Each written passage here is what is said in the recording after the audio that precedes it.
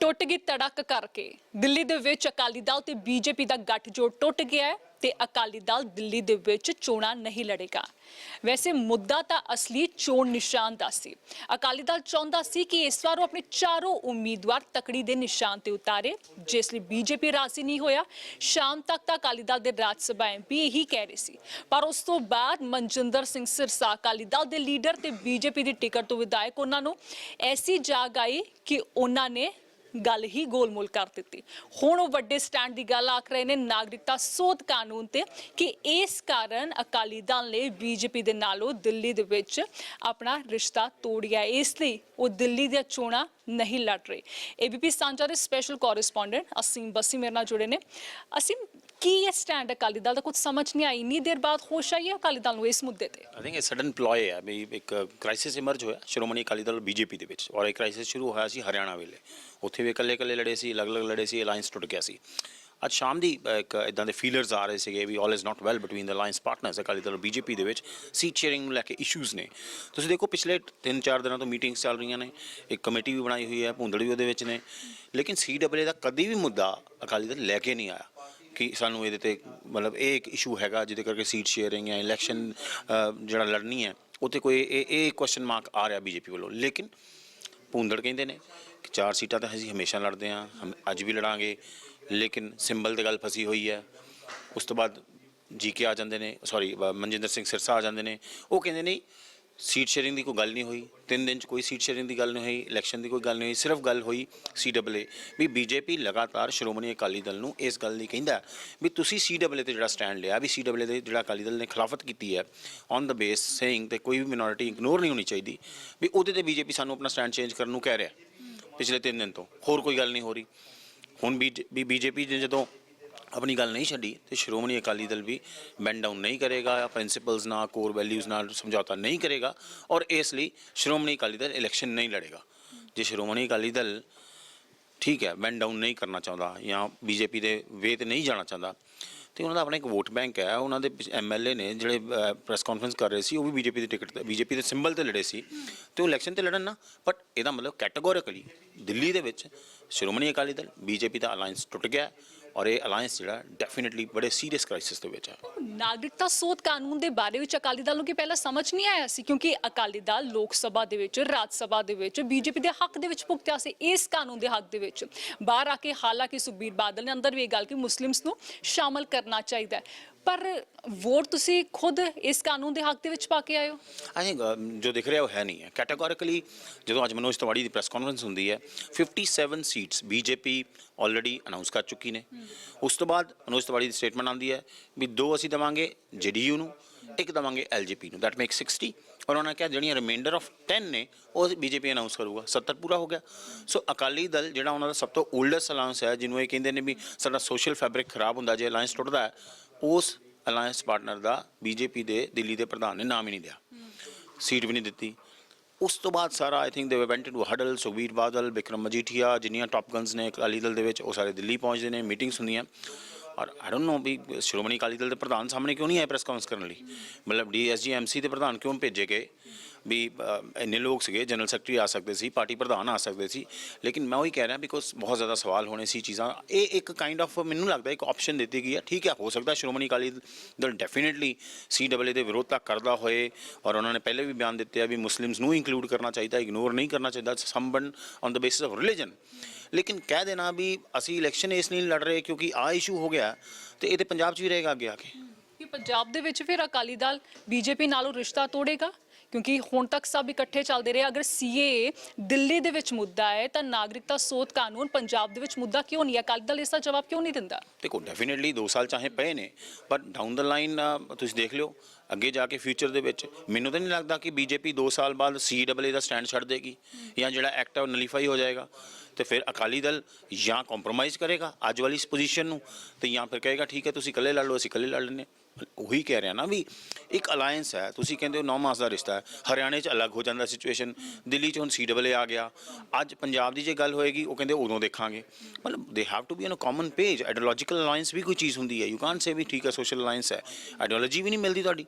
ਜੇ ਆਈਡੀਓਲੋਜੀ ਨਹੀਂ ਮਿਲਦੀ ਫਿਰ ਹਰਸਿਮਰਤ ਬਾਦਲ ਯੂਨੀਅਨ ਕੈਬਨਿਟ 'ਚ ਬੈਠੇ ਨੇ, ਇੱਕ ਸਟੇਟ ਇੱਕ ਪੂਰਾ ਪਾਲਿਸੀ ਦੇ ਉੱਤੇ ਅਕਾਲੀ ਦਲ ਨੇ ਹੋਰ ਲਾਈਨ ਲੈ ਲਈ ਹੈ, ਬੀਜੇਪੀ ਨੇ ਹੋਰ ਲਾਈਨ ਲੈ ਲਈ ਹੈ। ਇੰਨਾ ਕ੍ਰਾਈਸਿਸ ਹੋ ਗਿਆ, ਬੀਜੇਪੀ ਸਟਰਗਲ ਕਰਦੀ ਹੈ ਦਿੱਲੀ ਦੇ ਇਲੈਕਸ਼ਨ ਦੇ ਵਿੱਚ, 3 ਸੀਟਾਂ ਸੀ ਪਿਛਲੀ ਵਾਰੀ, ਉਹ ਸਿਰਸਾ ਨੇ ਲੜ ਕੇ 4 ਕਰਤੀਆਂ। ਜਦੋਂ ਤੁਸੀਂ ਇੰਨਾ ਸੀਰੀਅਸ ਇਲੈਕਸ਼ਨ ਲੜ ਰਹੇ ਹੋ, ਜਦੋਂ ਆਮ ਆਦਮੀ ਪਾਰਟੀ ਇੱਕ ਸੀਰੀਅਸ ਕੰਟੈਂਡਰ ਤੁਹਾਡੇ ਸਾਹਮਣੇ, ਤੇ ਤੁਸੀਂ ਓਲਡੈਸਟ ਅਲਾਈ ਦੇ ਨਾਲ, ਜਿੱਥੇ ਸਿੱਖ ਪਾਪੂਲੇਸ਼ਨ ਹੈ, ਸਿੱਖ ਵੋਟ ਹੈ ਔਰ DSG-MC 'ਚ ਪ੍ਰਭਾਵ ਹੈ ਅਕਾਲੀ ਦਲ ਦਾ, ਤੁਸੀਂ ਬੀਜੇਪੀ ਵੀ ਅਕਾਲੀ ਦਲ ਨੂੰ ਇੱਕ ਪੇਜ ਤੇ ਨਹੀਂ ਲੈ ਪਾ ਰਹੀ। ਸੋ ਇਸ਼ੂ ਇਹ ਹੈ ਵੀ ਇਹ ਕੋਈ ਸਡਨਲੀ ਨਹੀਂ ਹੋਇਆ ਵੀ CAA ਦਾ ਇਸ਼ੂ ਹੈ। ਮੈਨੂੰ ਲੱਗਦਾ ਵੀ ਇਕੱਲਾ CAA ਦਾ ਇਸ਼ੂ ਨਹੀਂ ਹੈ, ਕਿਉਂਕਿ ਭੁੰਦੜ ਇੱਕ ਸੀਨੀਅਰ ਲੀਡਰ ਨੇ, ਮੈਂਬਰ ਰਾਜ ਸਭਾ ਨੇ, ਔਰ ਉਹਨਾਂ ਨੇ ਕੈਟੇਗੋਰੀਕਲੀ ਕਿਹਾ, ਸਾਊਂਡ ਬਾਈਟ ਹੈਗੀ ਹੈ ਸਾਰਿਆਂ ਕੋਲ ਪਲੇ ਹੋਈ ਹੈ, ਵੀ ਚੋਣ ਨਿਸ਼ਾਨ ਦਾ ਇਸ਼ੂ ਹੈ। ਕਿਹਾ ਹੀ ਜਾ ਰਿਹਾ ਸੀ ਵੀ 4 ਸੀਟਾਂ ਦੇ ਅਕਾਲੀ ਦਲ ਹਮੇਸ਼ਾ ਲੜਦਾ ਹੈ, ਐਤਕੀ ਵੀ 4 ਤੇ ਲੜਨ ਨੂੰ ਤਿਆਰ ਸੀਗਾ। ਆਈ ਥਿੰਕ ਬੀਜੇਪੀ ਅਗਰੀ ਨਹੀਂ ਕੀਤੀ, ਬੀਜੇਪੀ ਚਾਹੁੰਦੀ ਸੀ ਵੀ 2 ਤੇ ਜਿਹੜਾ ਉਹ ਬੀਜੇਪੀ ਦੇ ਸਿੰਬਲ ਤੇ ਲੜੇ, ਉੱਥੋਂ ਫਿਸ਼ਰਸ ਹੋਏ, ਉੱਥੋਂ ਜਿਹੜਾ ਕ੍ਰੈਕਸ ਇਮਰਜ ਹੋਏ। ਲੇਕਿਨ ਸਡਨਲੀ ਜਿਹੜਾ ਰੀਜ਼ਨ ਦੇ ਰਿਹਾ ਉਹ CAA ਵਾਲਾ। ਆਈ ਥਿੰਕ ਇਹ ਹੋਰ ਵਾਈਡਨ ਹੋਣਗੇ ਕ੍ਰੈਕਸ, ਕਿਉਂਕਿ ਕਾਂਗਰਸ ਵੱਲੋਂ ਡਿਮਾਂਡ ਵੀ ਆ ਰਹੀ ਹੈ ਵੀ ਹਰਸਿਮਰਤ ਬਾਦਲ ਰਿਜ਼ਾਈਨ ਕਰਨ। ਤਾਂ ਬਿਲਕੁਲ ਇਹ ਜੋ ਗੱਲ ਅਕਾਲੀ ਦਲ ਕਹਿ ਰਿਹਾ, ਜੋ ਸਿਰਸਾ ਨੇ ਬੜੀ ਕਨਵਿਕਸ਼ਨ ਦੇ ਨਾਲ ਇਹ ਗੱਲ ਕਹੀ ਹੈ ਕਿ ਨਾਗਰਿਕਤਾ ਸੋਧ ਕਾਨੂੰਨ ਸਾਡਾ ਮੁੱਦਾ ਹੈ, ਇਹ ਸੱਚਮੁੱਚ ਕਿਸੇ ਨੂੰ ਵੀ ਪਚ ਨਹੀਂ ਰਿਹਾ। ਹੁਣ ਉਹੀ ਗੱਲ ਜੋ ਤੁਸੀਂ ਕਹੀ ਕਿ ਹਰਸਿਮਰਤ ਕੌਰ ਬਾਦਲ ਨੂੰ ਰਿਜ਼ਾਈਨ ਕਰ ਦੇਣਾ ਚਾਹੀਦਾ ਹੈ, ਕਾਂਗਰਸ ਇਹ ਡਿਮਾਂਡ ਕਰ ਰਹੀ ਹੈ, ਅਗਰ ਅਕਾਲੀ ਦਲ ਆਪਣੇ ਸਟੈਂਡ ਤੇ ਇੰਨਾ ਪੱਕਾ ਹੈ। ਹੁਣ ਲੱਗਦਾ ਨਹੀਂ ਕਿ ਅਕਾਲੀ ਦਲ ਫਸ ਜਾਵੇਗਾ, ਜੋ ਕਹਿ ਰਿਹਾ ਹੈ ਉਸ ਤੇ ਨਿਭਾਵੇਗਾ ਕਿਵੇਂ, ਕਿਉਂਕਿ ਬੀਜੇਪੀ ਦੇਸ਼ ਦੀ ਫਿਲਹਾਲ ਸਭ ਤੋਂ ਵੱਡੀ ਪਾਰਟੀ ਹੈ ਤੇ ਅਕਾਲੀ ਦਲ ਬਹੁਤ ਮਾਣ ਮਹਿਸੂਸ ਕਰਦਾ ਕਿ ਅਸੀਂ ਉਸ ਪਾਰਟੀ ਦਾ ਹਿੱਸਾ। ਹਰਸਿਮਰਤ ਕੌਰ ਬਾਦਲ ਕੈਬਨਿਟ ਮਿਨਿਸਟਰ ਨੇ ਮੋਦੀ ਦੀ ਕੈਬਨਿਟ ਦੇ ਵਿੱਚ। ਸੋ ਕੀ ਲੱਗਦਾ ਹੈ ਕਿ ਬਹੁਤ ਸਾਰੀ ਡਿਵੈਲਪਮੈਂਟ ਆਉਣ ਵਾਲੇ ਦਿਨਾਂ ਦੇ ਵਿੱਚ ਦੇਖਣ ਨੂੰ ਮਿਲੇਗੀ, ਤੇ ਨਾਲੇ ਅਕਾਲੀ ਦਲ ਦੇ ਜੋ ਬਿਆਨ ਹੈ ਬੀਜੇਪੀ ਨੂੰ ਨੁਕਸਾਨ ਪਹੁੰਚਾਉਣਗੇ, ਕਿਉਂਕਿ ਨਾਗਰਿਕਤਾ ਸੋਧ ਕਾਨੂੰਨ ਬੀਜੇਪੀ ਇਸ ਨੂੰ ਇੱਕ ਆਪਣੀ ਵਿਕਟਰੀ ਦੀ ਤਰ੍ਹਾਂ ਦੇਖ ਰਹੀ ਹੈ। ਵਿਰੋਧੀ ਚਾਹੇ ਜਿੰਨਾ ਮਰਜ਼ੀ ਰੌਲਾ ਪਾ ਰਹੇ, ਪਰ ਬੀਜੇਪੀ ਸਟੈਂਡ ਦੇ ਕਾਇਮ ਹੈ। ਹੁਣ ਤਾਂ ਆਪਣਿਆਂ ਨੇ ਵੀ ਜੋ ਇਹ ਜਲੂਸ ਕੱਢਣਾ ਸ਼ੁਰੂ ਕਰ ਦਿੱਤਾ ਹੈ। ਦੇਖੋ 1 ਸ਼ੁਰੂ ਤੋਂ ਜੋ CAA ਦਾ ਇਸ਼ੂ ਹੋਇਆ, ਦੇਸ਼ ਦੇ ਵਿੱਚ ਇੰਨੀ ਵਾਇਲੈਂਸ ਹੋਈ, ਇੰਨਾ ਜਿਹੜਾ ਕਾਈਂਡ ਆਫ ਅਨਰੈਸਟ ਜੀ ਹੋਈ, ਕਾਫੀ ਲੋਕ ਵਿਚਾਰੇ ਮਾਰੇ ਗਏ। ਫਿਰ ਵੀ ਭਾਰਤੀ ਜਨਤਾ ਪਾਰਟੀ ਸਰਕਾਰ ਜਿਹੜੀ ਇੰਡੀਆ ਦੇ ਵਿੱਚ ਹੈ, ਉਹਨੇ ਆਪਣਾ ਸਟੈਂਡ ਨਹੀਂ ਬਦਲਿਆ। ਉਹਨੇ ਇਹ ਨਹੀਂ ਕਿਹਾ ਵੀ ਠੀਕ ਆ ਆਪਾਂ ਰੀਕਨਸੀਡਰ ਕਰ ਦਿੰਦੇ ਹਾਂ, ਆਪਾਂ ਐਕਟ ਛੱਡ ਦਿੰਦੇ ਹਾਂ ਜਾਂ ਕੁਝ ਹੋਰ ਕਰ ਦਿੰਦੇ ਹਾਂ। ਦੇ ਵਰ ਸਟਬਨ ਔਨ ਦਿਸ, ਉਸ ਨੂੰ ਕਲਿੱਕ ਕੀਤੇ ਉਹਨਾਂ ਨੇ। ਇੰਨੇ ਪ੍ਰੋਟੈਸਟ ਹੋ ਰਹੇ ਹਿੰਦੁਸਤਾਨ ਦੇ ਵਿੱਚ, ਇਹ ਪੂਰਾ ਮੰਥ ਪ੍ਰੋਟੈਸਟ ਦਾ ਹੀ ਸੀਗਾ, ਲੇਕਿਨ ਉਹਨਾਂ ਨੇ ਚੇਂਜ ਨਹੀਂ ਕੀਤਾ। ਫਿਰ ਮੈਨੂੰ ਨਹੀਂ ਲੱਗਦਾ ਜਦੋਂ ਪੰਜਾਬ ਦਾ ਇਲੈਕਸ਼ਨ ਆਏਗਾ ਉਹ ਚੇਂਜ ਕਰਨਗੇ, ਜਾਂ ਅਕਾਲੀ ਦਲ ਦੀ ਇਸ ਨਾਰਾਜ਼ਗੀ ਵਾਸਤੇ ਚੇਂਜ ਕਰਨਗੇ। ਅਕਾਲੀ ਦਲ ਪ੍ਰੈਸ਼ਰਾਈਜ਼ ਕਰ ਪਾਏਗਾ, ਇਹ ਵੀ ਪੋਸੀਬਲ ਨਹੀਂ। ਮਤਲਬ ਬੜੀ ਛੋਟੀ ਜੀ ਗੱਲ ਹੈ, ਬਿਕੋਜ਼ ਜੇ ਆਪਾਂ ਸਾਈਜ਼ ਵੇਖੀਏ ਅੱਜ ਦੀ ਡੇਟ 'ਚ ਬੀਜੇਪੀ ਦਾ, ਔਰ ਬੀਜੇਪੀ ਫਲਰਿਸ਼ ਕੀਤੀ ਹੈ ਪੂਰੇ ਹਿੰਦੁਸਤਾਨ ਦੇ ਵਿੱਚ। ਆਲਦੋ ਸਟੇਟਸ ਦੇ ਵਿੱਚ ਡਾਊਨ ਦਾ ਹਿਲ ਗਈ ਹੈ, ਮਹਾਰਾਸ਼ਟਰ ਵਿੱਚ ਸੈਟਬੈਕ ਹੋਇਆ, ਹਰਿਆਣਾ ਦੇ ਵਿੱਚ ਦੇ didn't do as well as ਦੇ ਕੁਡ ਹੈਵ ਡਨ। ਸੋ ਦਿੱਲੀ ਵਿੱਚ ਵੀ ਬੜਾ ਚੈਲੰਜ ਹੈ, ਲੇਕਿਨ ਮੈਨੂੰ ਨਹੀਂ ਲੱਗਦਾ ਵੀ ਸ਼੍ਰੋਮਣੀ ਅਕਾਲੀ ਦਲ ਦੀ ਜਿਹੜੀ ਇਹ ਗੱਲ ਹੈ ਬਹੁਤ ਜ਼ਿਆਦਾ ਹੈਡੇਕ ਹੋਏਗੀ ਬੀਜੇਪੀ ਵਾਸਤੇ, ਕਿਉਂਕਿ ਦਿੱਲੀ ਇਲੈਕਸ਼ਨ ਉਹ ਪਹਿਲਾਂ ਹੀ ਇਗਨੋਰ ਕਰ ਰਹੇ ਸੀ, 2 ਸੀਟਾਂ ਦੇ ਰਹੇ ਸੀ, 2 ਤੇ ਆਪਣੀ ਸਿੰਬਲ ਤੇ ਲੜਾ ਰਹੇ ਸੀ। ਗੱਲ ਰਹੀ ਹਰਸਿਮਰਤ ਕੌਰ ਬਾਦਲ ਦੀ, ਡੈਫੀਨੇਟਲੀ ਮੈਨੂੰ ਲੱਗਦਾ ਵੀ ਇਟਸ ਅ ਸੀਰੀਅਸ ਕਾਲ ਨਾਓ, ਕਿਉਂਕਿ ਇੱਕ ਐਡਾ ਵੱਡਾ ਇਸ਼ੂ ਹੈ ਕੰਟਰੀ ਦਾ, ਉਹਦੇ ਉੱਤੇ ਜਾਂ ਤੇ ਹਰਸਿਮਰਤ ਕਹਿ ਦੇਣ ਕਿ ਮੈਂ ਆਪਣੀ ਪਾਰਟੀ ਦੇ ਸਟੈਂਡ ਦੇ ਨਾਲ ਹਾਂ, ਤੇ ਜਾਂ ਕਹਿ ਦੇਣ ਮੈਂ ਯੂਨੀਅਨ ਕੈਬਨਿਟ ਦੇ ਨਾਲ ਹਾਂ। She has to choose between union cabinet and party ਦਾ ਸਟੈਂਡ, ਕਿਉਂਕਿ ਸਰਸਾ ਨੇ ਕਿਹਾ ਵੀ ਸੁਖਬੀਰ ਬਾਦਲ ਦਾ ਸਟੈਂਡ ਜਾਂ ਸਾਡੀ ਪਾਰਟੀ ਦਾ ਸਟੈਂਡ ਇੱਕੋ ਹੀ ਹੈ, ਸੇਮ ਸਟੈਂਡ ਹੈ। ਪਾਰਟੀ ਪ੍ਰਧਾਨ ਹੋਏ, ਸਾਰਿਆਂ ਨਾਲ ਡਿਸਕਸ਼ਨ ਹੋ ਕੇ ਇਸ਼ੂ ਆਇਆ ਵੀ ਕੈਟੇਗੋਰੀਕਲੀ ਸਾਨੂੰ ਬਾਰ-ਬਾਰ ਕਿਹਾ ਜਾ ਰਿਹਾ ਸੀ ਵੀ CAA ਤੁਸੀਂ ਚੇਂਜ ਕਰੋ, ਪਰ ਜਦੋਂ ਆਪਾਂ ਕਿਹਾ ਵੀ ਆਪਾਂ ਨਹੀਂ ਬੈਂਡ ਡਾਊਨ ਕਰਾਂਗੇ, ਕੰਪਰੋਮਾਈਜ਼ ਨਹੀਂ ਕਰਾਂਗੇ ਪ੍ਰਿੰਸੀਪਲਸ ਦੇ ਉੱਤੇ, ਤੇ ਫਿਰ ਕੋਈ ਆਪਸ਼ਨ ਨਹੀਂ ਸੀ।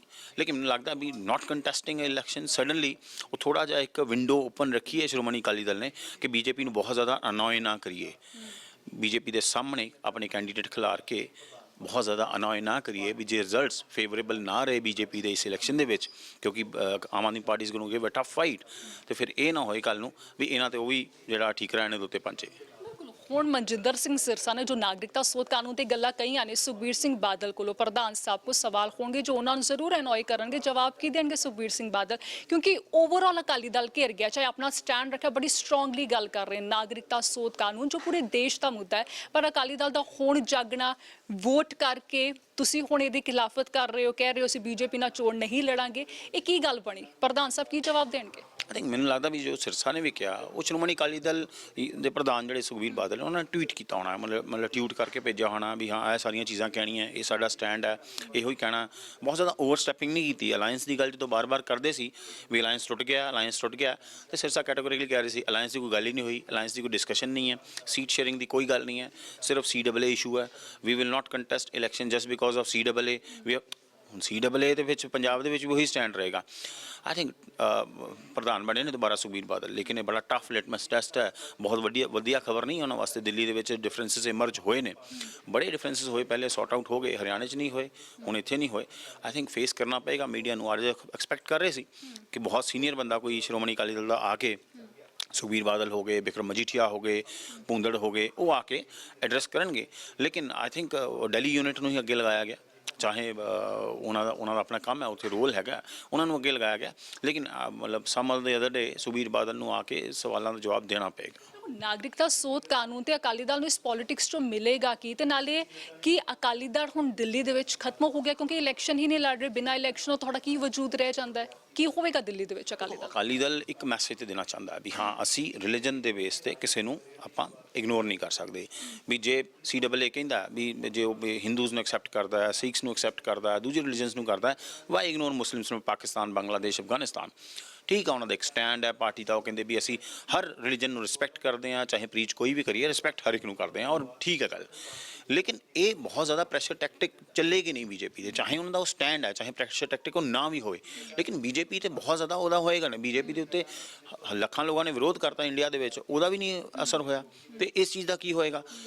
ਰਹੀ ਗੱਲ ਅਕਾਲੀ ਦਲ ਦੇ ਫਿਊਚਰ ਦੀ ਦਿੱਲੀ ਦੇ ਵਿੱਚ, ਮੈਨੂੰ ਲੱਗਦਾ ਵੀ ਤੁਸੀਂ ਦੇਖੋ ਨਾ, ਅੱਜ ਭੁੰਦੜ ਕਹਿ ਰਹੇ ਵੀ ਅਸੀਂ ਆਪਣੇ 4 ਬੰਦਿਆਂ ਨੂੰ ਕਹਿ ਦਿੱਤਾ ਤੁਸੀਂ ਨੋਮੀਨੇਸ਼ਨ ਭਰ ਦਿਓ। ਉਹਨਾਂ 4 ਬੰਦਿਆਂ ਦੇ ਸਪੋਰਟਰ ਹੋਣਗੇ, ਵਰਕਰ ਹੋਣਗੇ, ਪਾਰਟੀ ਦੇ ਲੋਕ ਹੋਣਗੇ ਵੀ ਜਿਨ੍ਹਾਂ ਨੇ ਅਕਾਲੀ ਦਲ ਨੂੰ ਦੇ 4 ਬੰਦਿਆਂ ਨੂੰ ਲੜਾਉਣ ਦੀ ਤਿਆਰੀ ਕੀਤੀ ਹੋਊਗੀ। ਦੇ ਵਿਲ ਆਲਸੋ ਫੀਲ ਚੀਟਡ ਵੀ ਇਹ ਕੀ ਹੋਇਆ, ਵੀ ਸਡਨਲੀ ਵੀ ਸਾਡਾ ਕੋਈ ਬੰਦਾ ਨਹੀਂ ਲੜੇਗਾ। ਤੇ ਔਰ ਜਦੋਂ ਕਿਸੇ ਨੇ ਕਹਿ ਦਿੱਤਾ ਵੀ ਜੇ ਕੋਈ ਪਰਚਾ ਭਰ ਦੂਗਾ, ਉਹ ਕਹਿੰਦੇ ਵੀ ਜਿਹੜਾ ਵੀ ਪਰਚਾ ਭਰੂਗਾ ਸਾਡੀ ਪਾਰਟੀ ਦਾ ਕੋਈ ਲੈਣਾ ਦੇਣਾ ਨਹੀਂ। At any cost we will not contest election. So Akali Dal ਨੇ ਬਹੁਤ ਜ਼ਿਆਦਾ ਗਰਾਊਂਡ ਗੇਨ ਕੀਤਾ ਸੀ, ਮਤਲਬ it was a big victory getting DSGMC elections in their pocket. ਲੇਕਿਨ ਆ ਵਿਧਾਨ ਸਭਾ ਹੁਣ ਇਲੈਕਸ਼ਨ ਨਾ ਲੜਨਾ, ਔਰ ਸਿਰਫ ਇਸ ਲਈ ਕਿਉਂਕਿ ਸਾਡਾ BJP ਦੇ ਨਾਲ ਸਟੈਂਡ ਅਲੱਗ ਹੈ, ਉੱਥੇ ਵੀ ਸਟੈਂਡ ਅਲੱਗ ਸੀ, ਹਰਿਆਣੇ ਦੇ ਵਿੱਚ ਵੀ ਫਿਰ ਵੀ ਇਲੈਕਸ਼ਨ ਲੜੇ ਸੀ, ਪਰ ਨਾ ਲੜਨਾ ਡੈਫੀਨਿਟਲੀ ਜਿਹੜਾ ਅਕਾਲੀ ਵਰਕਰ ਹੈ ਉਹ ਡਿਮੋਰਲਾਈਜ਼ ਫੀਲ ਕਰੇਗਾ। ਨਾਗਰਿਕਤਾ ਸੋਧ ਕਾਨੂੰਨ ਤੇ ਅਕਾਲੀ ਦਲ ਨੇ ਹੁਣ ਵੱਡਾ ਸਟੈਂਡ ਲੈ ਲਿਆ ਹੈ। ਦਿੱਲੀ ਦੇ ਵਿੱਚ ਇਲੈਕਸ਼ਨ ਹੀ ਲੜੇਗਾ BJP ਦੇ ਨਾਲ। ਦਿੱਲੀ ਦੇ ਵਿੱਚ ਨਾਤਾ ਤੋੜ ਦਿੱਤਾ ਹੈ, ਪਰ ਦਿੱਲੀ ਤੋਂ ਜੋ ਪੋਲਿਟਿਕਸ ਸ਼ੁਰੂ ਹੋਈ ਹੈ ਅਕਾਲੀ ਦਲ ਦੀ, ਇਹ ਪੰਜਾਬ ਦੇ ਵਿੱਚ ਵੀ ਜ਼ਰੂਰ ਆਏਗੀ। ਅਕਾਲੀ ਦਲ ਦੇ ਪ੍ਰਧਾਨ ਸੁਖਬੀਰ ਸਿੰਘ ਬਾਦਲ ਨੂੰ ਸਵਾਲਾਂ ਦੇ ਜਵਾਬ ਦੇਣੇ ਪੈਣਗੇ, ਕਿਉਂਕਿ ਅੱਜ ਸਿਰਸਾ ਨੇ ਗੱਲ ਰੱਖੀ ਹੈ ਤੇ ਹੁਣ ਉਮੀਦ ਇਹੀ ਕੀਤੀ ਜਾ ਰਹੀ ਹੈ ਕਿ ਪ੍ਰਧਾਨ ਸਾਹਿਬ ਅੱਗੇ ਆਉਣ, ਗੱਲਾਂ ਦੇ ਜਵਾਬ ਦੇਣ, ਕਿਉਂਕਿ ਡਬਲ ਸਟੈਂਡਰਡ ਅਕਾਲੀ ਦਲ ਦਾ ਇਸ ਪੂਰੇ ਮੁੱਦੇ ਤੇ ਦੇਖਣ ਨੂੰ ਮਿਲ ਰਿਹਾ। ਹੁਣ ਇੰਤਜ਼ਾਰ ਰਹੇਗਾ ਕਿ ਇਹ ਪੋਲਿਟਿਕਸ ਆਉਣ ਵਾਲੇ ਦਿਨਾਂ ਦੇ ਵਿੱਚ ਹੋਰ ਕੀ ਰੰਗ ਲੈਂਦੀ ਹੈ। ਫਿਲਹਾਲ ਇੱਕ ਛੋਟੇ ਜਿਹੇ ਬ੍ਰੇਕ ਲਈ ਰੁਕਦੇ ਹਾਂ। ਬ੍ਰੇਕ ਤੋਂ ਬਾਅਦ ਖਬਰਾਂ ਦਾ ਸਿਲਸਿਲਾ ਜਾਰੀ ਰਹੇਗਾ।